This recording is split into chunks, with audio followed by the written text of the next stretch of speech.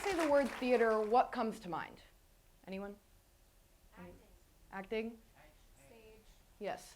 So when most people think of theater in a technical sense, they think of such typical things as Broadway, the big stage in New York, probably heard of it. When we think of these things, these are what theater is mainly consisted of.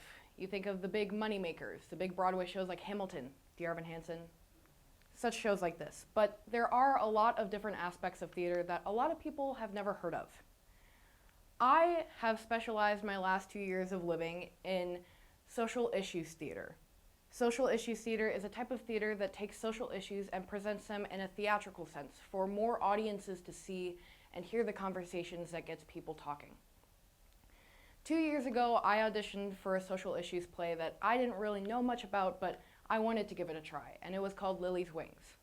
Lily's Wings was a show that presented the dangers of human sex trafficking around our area. I was cast as a character named Rhonda. Rhonda was a character that eventually throughout the show got sex trafficked by her boyfriend, and halfway through the show was never seen again. And after this, after acting for so many years, I wanted to try different aspects of theater. I loved acting, and that's what I primarily do, but there are a lot of different aspects of theater that a lot of people tend to try out, and I wanted to see if I could do.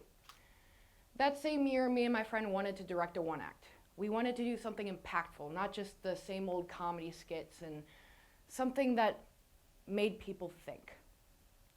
But we couldn't really find anything online. There isn't a lot of shows that really made people think about different topics. And as I was a writer back then, and now I still am, she commissioned me to write a show. Me and my friend who co-directed this show were both raised with divorced parents, so we decided to have me write a show about our experiences. So I wrote Better Days. Better Days was a show that presented a family of 3 in the midst of a divorce, the main character being 12. After this, I really liked the experience with Better Days. It was really fun, and I really liked the impact it created, so I wrote another social issues play called Focus. Focus was a show that presented a kid in the midst of an ADD, an attention disorder. This show presented his social impact, his family impact, and his personal life impact. And through these shows, I've wanted to experiment with vulnerability, making people aware that everyone, everywhere, is vulnerable. With Lily's Wings in particular, it was a proximity vulnerability. Toledo, Ohio, just 30 minutes off the road, is number 4 in the nation for adolescent human sex trafficking, according to the Toledo Blade. And when I learned that fact at the age of 15, that was a slap to the face. I had never heard that fact growing up. And the main children who are sex trafficked are 11 to 13. That's a scary number. That's a scary fact. But making people realize this is just as important. And that proximity, when you live here and hearing that number, is terrifying. With Better Days and Focus, it was an emotional proximity. I have lived with a divorced family for 14 out of my 18 years of living. And I have so many people around me who are so affected by attention disorders, but no one realizes it. Making these topics aware for people to see and hear about when they don't normally talk about it is so, so important. In these shows with social issues theater, there is a guideline that a lot of writers and a lot of directors tend to stick to keep these to the point, concise, and tell the whole story. The first topic is you cannot fit a lifetime into a show. These shows are meant to show the big problem, where everything goes wrong. The second topic I'm going to talk about is one that I've stuck to and a lot of people have stuck to, is that you cannot tell your own story, or you should not. You can never tell your own story, and it's very emotionally revealing for a director and a playwright to tell their own story. When I wrote Better Days, for example, I sat both my mom and my dad and my stepmom down and said, this is not our family. This story is not us. This is just a collective, universal story. And that is what gets the point to a lot of people. And then the final topic with writing these shows is the big climax. When people see social issue shows, they need to see the point where everything goes wrong, the big bomb drop. someone has a panic attack, a family breaks apart. When people and audiences see these moments, it is so, so important because these are the things we don't see in our normal lives. In my most recent show, Focus, the big climax of it is a nightmare that the main character, Caden, has.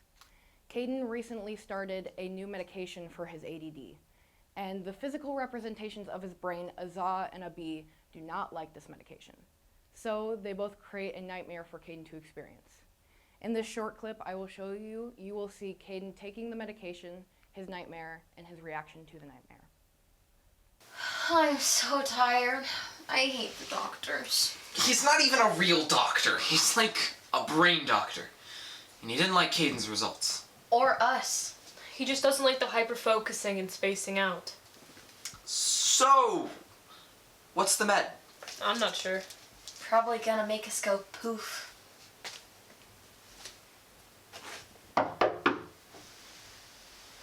How are you doing, Caden? Fine. You need to take one of these tablets every night before bed. Hopefully in 2 weeks we can report some good news to Dr. Mason, okay? Okay. Are you still okay with all of this, Caden? I'm never gonna be okay with all this, Mom, but I guess the med's just the last resort. Last resort? Sweetie, this is only our first try at you. At what? Normality? Mom, I've tried being normal. Do you know how many kids are uncomfortable around me? Do you know how many teachers turn away from my reactions? Normal is only a wish for me, Mom. Caden, please. For once in my life, I'm done talking. Can we just move past this? This is one step closer to you not having to deal with crazy me anymore. Well, I love my son.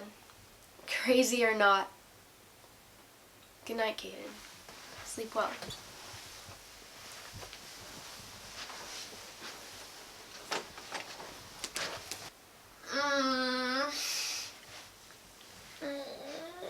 What in the world is wrong with you? There's too much going on all at once. I feel awake and tired, and I just want to scream. My voice will be heard. I'm not bowing down to some little pill. Yeah, we're both feeling the burn right now, Abi. Just deal with... Azah? Whoa. That is one heck of a drug. Abi, this is...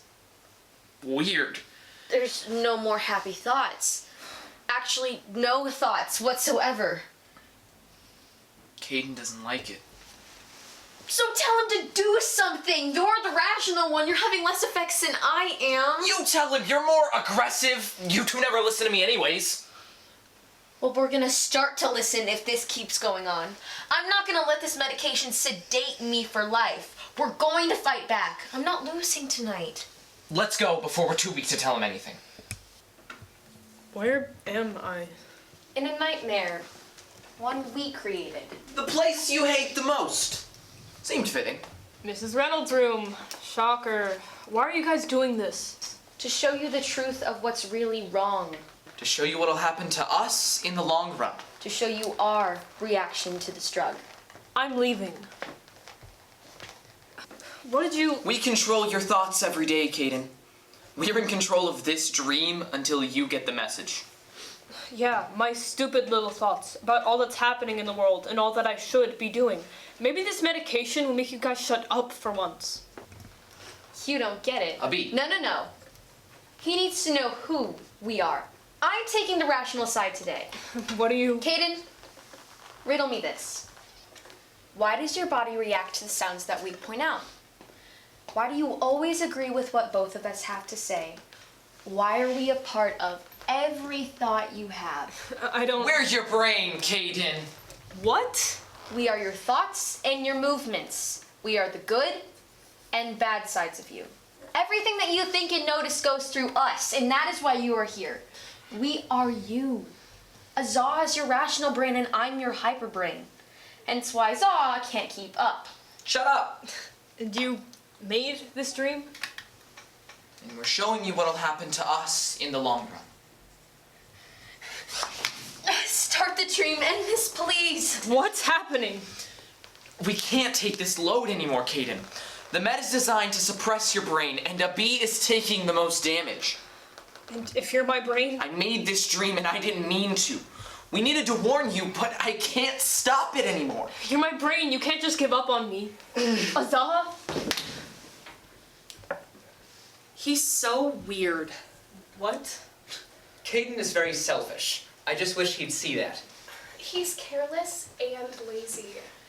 I don't He understand. can do anything right. He's not normal. I don't like him. He's not like the He's rest so of us. scatterbrained, and he's so careless. He's sloppy and he's disturbing. He's not normal. He's so weird.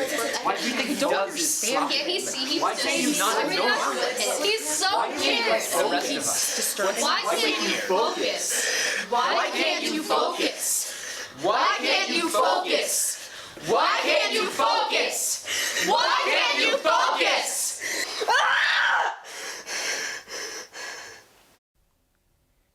You know, I wrote that almost a year ago and it still affects me just the same. Writing scenes like these is meant to scare you. When I write scenes like these, I want the audience to feel discomfort, because that is what gets the conversation going. People around the world don't know about these topics, and the minute they see scenes like these, that's when they start paying attention. In most of my shows, vulnerability is the biggest fear factor. In a lot of shows like these, Lily's Wings, Better Days, Focus, etc., I set the main character to be a child. That's the biggest vulnerability that most of us can remember. When we were a child, we didn't know a lot. We were naive.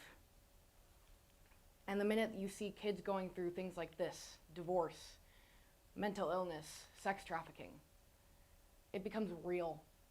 When you realize any kid, or any adult for that matter, can go through things like this.